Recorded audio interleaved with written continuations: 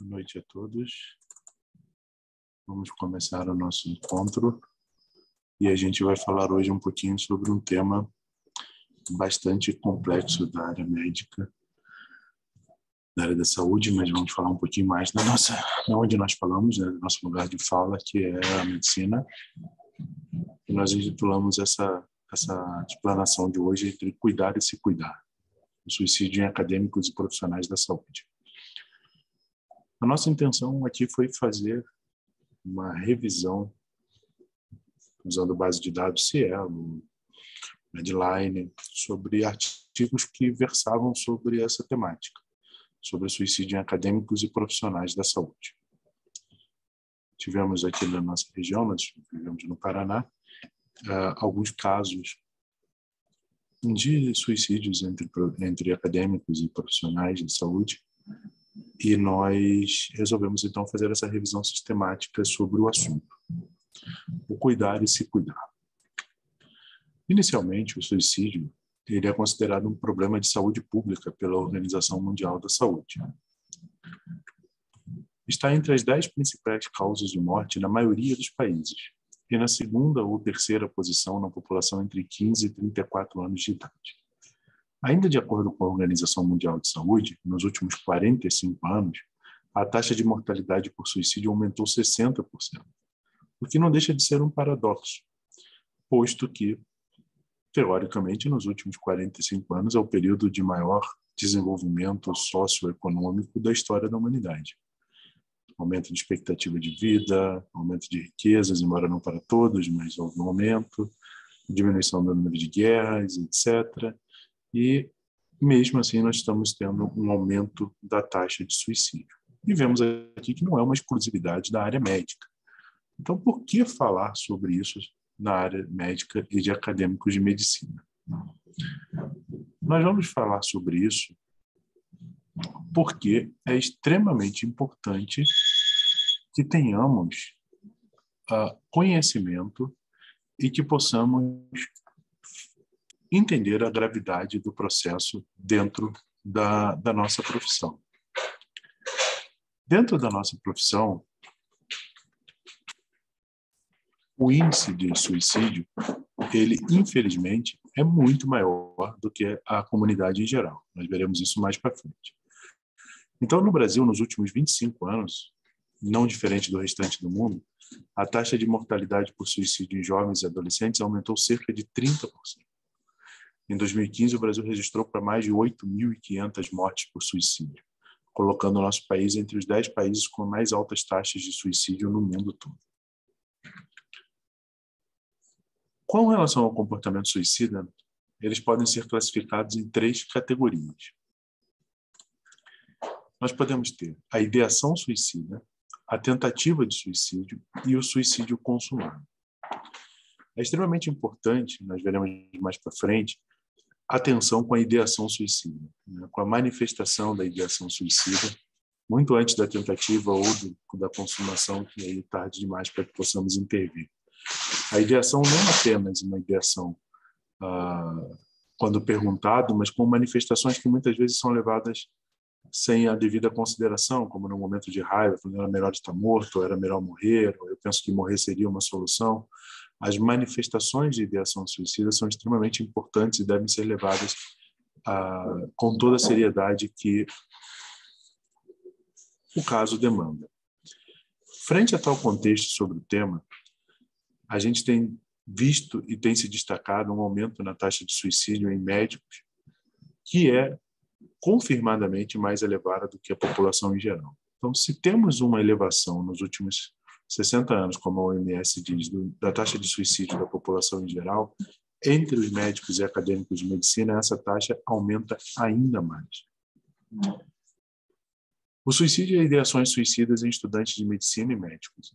Revisões sistemáticas, estudos longitudinais de literatura têm sido feitos sobre suicídio, especificamente em médicos, e identificam que as taxas de suicídio dessa população são mais elevadas do que a da população em geral e de outros grupos acadêmicos. A grande pergunta que se deve colocar é por quê? Por qual motivo a taxa entre os profissionais médicos de suicídio e entre os acadêmicos de medicina são mais elevadas, inclusive, do que outros profissionais da área da saúde. E muito mais elevadas do que a da população em geral, e ainda com um agravante sobre a questão em relação à medicina que nós veremos mais adiante. Kansky, numa pesquisa realizada numa universidade austríaca entre janeiro de 2006 até agosto de 2011, identificaram 14 suicídios. Muitas vezes a gente pode trabalhar com questões que denotam a nossa realidade no Brasil, né? Será que não é porque as nossas faculdades estão sem estrutura, nós não temos certeza de um futuro, de um trabalho, condições de trabalho, condições de estudo, mas você vê que claro que tudo isso agrava, nós veremos mais para frente fatores precipitantes, mas você vê que é um comportamento que se repete em profissionais e estudantes da área, aonde quer que estejamos, mesmo num país socioeconomicamente extremamente desenvolvido. Nós temos altas taxas de suicídio entre essa população. Um estudo de 2009 dos Estados Unidos, que é um dos grandes estudos, dos maiores que eu encontrei, com 2.000 estudantes de medicina e residentes, indicou que quase 6% da amostra tinham ideação suicida. Essa pesquisa revelou também que as maiores taxas eram em pacientes, estudantes e médicos que já apresentavam um transtorno psiquiátrico prévio, principalmente um transtorno depressivo maior, que também tinha sua taxa de incidência muito maior do que a da população em geral. Então, obviamente, nós sabemos que um quadro psiquiátrico pode aumentar a chance do paciente evoluir a uma tentativa de suicídio. Se nós temos incidência de transtornos psiquiátricos muito maiores, a incidência do suicídio será maior ainda. Dalgalahond destaca que a correlação entre ideação suicida e efetivação do suicídio. Isso aqui que é extremamente importante, né? Estima-se que 60% dos indivíduos que se suicidam apresentavam ideações prévias. Então, a manifestação do indivíduo com ideação suicida é um sinal de alerta e, como tal, deve ser tratado. Não só para os colegas médicos que manifestam, mas até como dica para os próprios colegas médicos. Pacientes que manifestam ideação suicida são pacientes que potencialmente colocarão isso em prática. Então, é um sinal de alerta.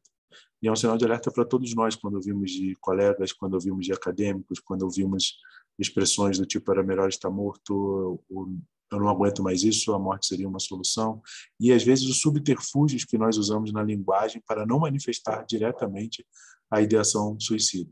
Como eu queria desaparecer de tudo, eu queria sumir daqui, se eu pudesse ir para longe de tudo, de todo mundo. Só tem um jeito de sumir daqui, desaparecer de tudo, ir para longe de tudo, de todo mundo, que é morrer.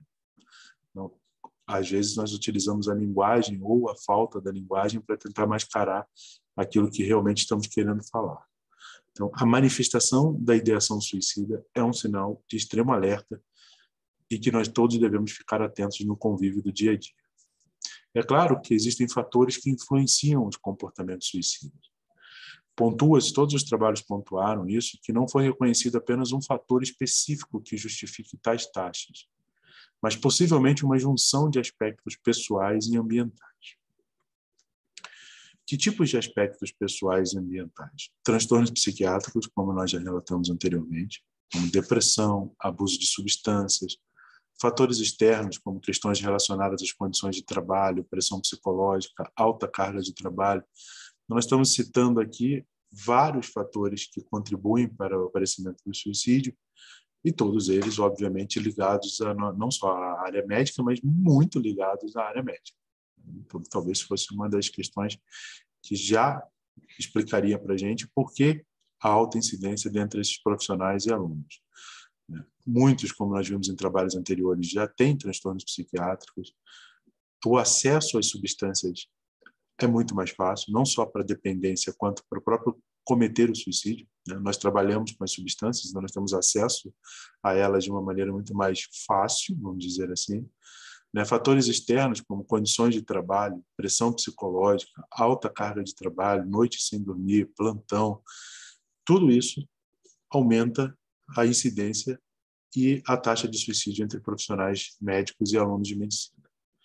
Um estudo da Universidade de Oxford, de 2004, investigou fatores relacionados ao suicídio em médicos. Eles investigaram 38 médicos que cometeram suicídio. 25 tinham algum tipo de transtorno mental, principalmente depressão e abuso de álcool. Os problemas enfrentados por esses colegas foram identificados como relacionados ao trabalho, 25 deles, aos relacionamentos interpessoais, à questão financeira e a um conjunto somatório desses fatores, que se completam. Você tem alta carga de trabalho, provavelmente você terá problemas de relacionamentos pessoais com a sua família ou com seu parceiro. Altas cargas de trabalho, não muitas vezes tão bem remunerados, principalmente em países de terceiro mundo, você, além de todo o cansaço, dificuldade de relacionamento pessoal, ainda tem todas as questões financeiras envolvidas nisso. E aí nós temos um coquetel explosivo para o aumento do índice de suicídio. Nesse sentido, além da superioridade nas taxas de suicídio, os estudos indicam que há evidências de que estudantes de medicina e residentes têm mais possibilidade de sofrer depressão do que alunos de outras pós-graduações e adultos jovens. Alguns trabalhos levantam questionamentos até se essa alta taxa de transtornos psiquiátricos, de quadros depressivos entre alunos e estudantes de medicina, entre residentes, isso já não viria desde do processo de admissão na universidade. Um processo altamente competitivo, poucas vagas, um vestibular muito difícil, né? Então é difícil você ascender a essa vaga, e há uma expectativa muito grande quando conseguimos a vaga, e a quebra dessa expectativa durante o curso, né?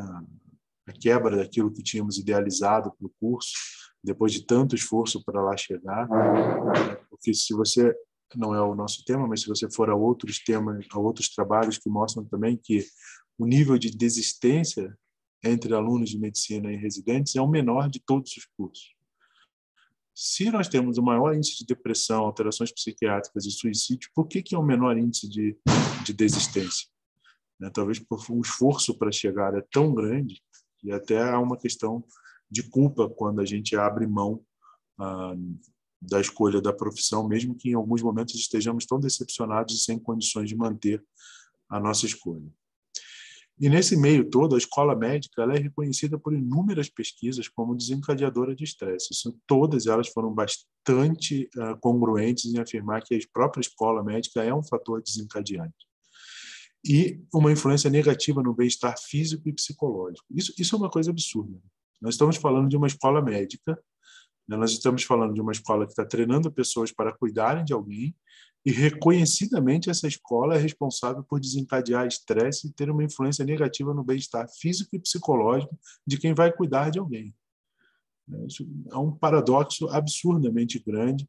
E o que está acontecendo para que essas escolas médicas, não só aqui, né, mas em outros locais do mundo também, isso foi reconhecido, o que nós fazemos dentro da escola?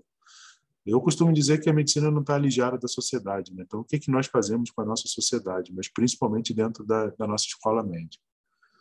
Os transtornos mentais, então, segundo a literatura, podem estar presentes em até 50% da população de dentro de uma escola médica. É muito alto em alguns trabalhos, e talvez toda essa questão, alguns trabalhos levantam questões muito anteriores até mesmo ao vestibular, né? Levantam questões de escolha da própria profissão. Normalmente são pessoas que escolhem obsessivas, são pessoas com dificuldade de alguma falta de um cuidado na primeira infância, de um carinho, a perda de alguém, a tentativa de cuidar para que essas perdas não aconteçam de novo. E são expectativas que serão tremendamente frustradas durante o curso, e aí você tem a possibilidade muito grande de uma ideação suicida e a colocação em prática do ato suicida.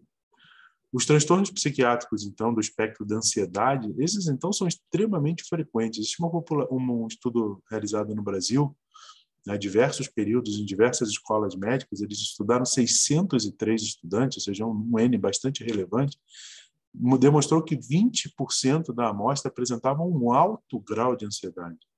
E 79 sugeriam ansiedade média, ou seja, nenhum estudante tinha score de baixa ansiedade. Todos os 603 estudantes analisados tinham alto score ou médio score de ansiedade. O maior percentual de traços de ansiedade alta foi encontrado no 6º ano. Ou seja, todo o esforço que você fez para entrar na faculdade, depois que você conseguiu, está prestes a se formar, parece que a angústia e a ansiedade é maior ainda. Isso tem explicação. Você vai ao mercado de trabalho, você se sente mal formado, a escola te pressionou, há uma outra prova para residência médica, você vai trabalhar sozinho, a pressão da sociedade. Isso é muito intenso. O sexto ano tinha quase 26% de ansiosos. E o estudo sugere que o curso médico está intensamente associado ao desenvolvimento de quadros ansiosos nos estudantes. Muito assustador isso. Que tipo de profissional nós estamos jogando no mercado? Ainda a despeito de fatores externos peculiares, a população em estudo, externos à população em estudo, evidenciam essas feridas narcísicas, era aquilo que a gente estava falando anteriormente, né? Você entra com toda uma expectativa, todo um esforço pessoal, isso é extremamente quebrado durante a faculdade, e aí você começa com o medo de decepcionar, o medo de ter a reputação abalada socialmente, criação de expectativas irreais a respeito do desempenho pessoal e a cobrança de docentes, de colegas, de um desempenho que é humanamente impossível, a necessidade de ter alto rendimento o tempo todo. Existe um estudo na Alemanha, então, de 2006, uma pesquisa qualitativa baseada em estudos e meta-análises que evidenciou que as ideações e comportamentos suicidas comuns em médicos são fundamentais nas dificuldades que eles têm de corresponder à representação social, ou seja, aquilo que se espera de um médico é basicamente algo impossível de um ser humano conseguir atingir. E aí você, obviamente, vai ter que jogar toda essa energia e toda essa frustração para algum lugar. Meleiro refere e destaca uma revisão bibliográfica, fatores externos que podem favorecer a vulnerabilidade psicológica dos médicos e estudantes. Além da alta incidência de morbidades psiquiátricas, do uso de drogas, mencionam-se alguns fatores externos, como, por exemplo, dependência financeira em idade avançada. A gente tem 6 anos, depois mais 5 anos de residência, e durante todo esse tempo você depende de ajuda financeira, às vezes de pai, de mãe, ou ainda pior, piorar a tua carga horária trabalhando em outros locais. A pressão pelo alto rendimento, mesmo com todas essas dificuldades. Uma intensa atividade intelectual, mas é uma atividade intelectual voltada única e exclusivamente para um tema só. A gente se fecha dentro da medicina. Existe um trabalho da PUC do Rio Grande que diz que o aluno de medicina é o aluno que mais lê, mas só lê medicina. Não tem mais vida fora disso. Problemas de identidade, medos sobre falhar, sobre alguém morrer sob seus cuidados, por exemplo. Além disso, pontua-se como aspecto facilitador do fenômeno nessa população a disponibilidade e a oportunidade de acesso a meios de cometer o ato suicida e o conhecimento científico desenvolvido. Você sabe aonde cortar, você sabe o que tomar, você sabe na dose que tomar. Então, você tem um acesso muito maior à possibilidade de um suicídio. Esses dois autores chamam a atenção para o movimento ainda pior de subnotificação do suicídio no meio médico. Esse artigo é um artigo muito interessante, me chamou muita atenção, né? Que a gente altera os certificados de óbito, afinal de contas, quem vai dar o certificado é um outro colega, né? Que também tem todas as suas frustrações, tem medo que isso venha à tona, e em função de uma proteção contra a própria imagem negativa, às vezes em cidades menores, você conhece o colega, conhece a família, né? Você protege essa questão do ato suicida. Então, a subnotificação de suicídio na área da saúde, entre médicos, é quase que uma convenção em todos os locais em que foram estudados por esses dois autores na Europa. Essa condição prejudica ainda mais porque a gente tenha números fidedignos do que é o suicídio entre médicos e acadêmicos de medicina, né? O tema do suicídio ainda é um tabu, né? A gente ensina aos nossos estudantes que a morte deve ser combatida. Então, você ceder a ela, ela é a nossa inimiga. Como é que nós vamos ceder a ela? Essa lógica que é aprendida parece ser a vigente no meio médico, e ela dificulta o debate e a exposição de profissionais que se posicionam contra isso, ou que querem falar sobre isso, né? Que dificuldade nós temos para falar sobre isso dentro das universidades. Toda vez que você tenta levantar esse assunto, isso é imediatamente rechaçado. É difícil que você realmente se aprofunde. Você vê que tem um clima de tentar esconder, quando a gente conhece pessoas que tentaram, pessoas que, além da ideação, puseram em prática e não conseguiram o suicídio, mas a gente sabe que há um pacto de silêncio, uma tentativa de sufocar isso, né? E mesmo com dados alarmantes e superiores aos da população em geral, a gente ainda tem essas subnotificações e esse pacto de silêncio. Então, imagina o barril de pólvora no qual nós estamos sentados em cima. Tudo isso, né, toda essa revisão que vinha antes de alguns fatos que a gente teve aqui na região, né, ela vinha numa tentativa de a gente conseguir elaborar, junto à universidade, alguma forma de ajudar os alunos. A gente está pensando sobre isso muito intensamente. E a maneira mais fácil da gente pensar é tentar organizar. Então, a primeira parte, quando eu tinha todos esses artigos, foi botar isso numa apresentação para revisar as ideias. E dentre alguns artigos, achei alguns muito interessantes, já falando sobre um pouquinho de prevenção, esse assunto de Meleiro, que é um autor brasileiro. Ele ratificou que os suicídios podem ser reconhecidos e prevenidos em média. Ele analisou uma população de suicidas e foi possível verificar que, meses antes da morte, colegas próximos identificaram mudanças de comportamento, aumento da indecisão, desorganização, quadros depressivos, assim como na população em geral. Então, dá para você identificar isso, até porque nós convivemos muito intensamente com os colegas. A gente dá plantão junto, a gente dorme junto, às vezes a gente acorda junto, a gente está junto 24 horas, muitas vezes, mais do que a nossa própria família, a gente consegue identificar isso. Então, consegue ter uma visão de quem realmente não está bem. E se a gente mantém em mente que a ideação suicida, ou seja, a manifestação de uma ideia suicida, é o principal fator de risco para o suicídio completo, a identificação desses pensamentos e mudanças comportamentais entre médicos e alunos é fundamental. Então, a gente deve valorizar sim. Mas ele falou no momento de raiva. Quando tá... Não. Se houve manifestação de ideação, isso tem sim que ser valorizado. Segundo o Conselho Federal de Psicologia, embora os aspectos que contribuam para o suicídio variem entre grupos e populações específicas, os de maiores riscos são jovens, idosos e socialmente isolados. Por isso, o Conselho de Medicina de Psicologia diz que entre a área da saúde, principalmente entre os médicos, o isolamento social causado por longos anos de formação, grande volume de estudo, exaustiva carga acadêmica de trabalho é um fator que prejudica e aumenta em muito a taxa de suicídio. Todos esses fatores aqui são fatores muito tranquilos, eu não diria, mas muito possível que possamos, assim, desculpa a redundância, intervir sobre eles.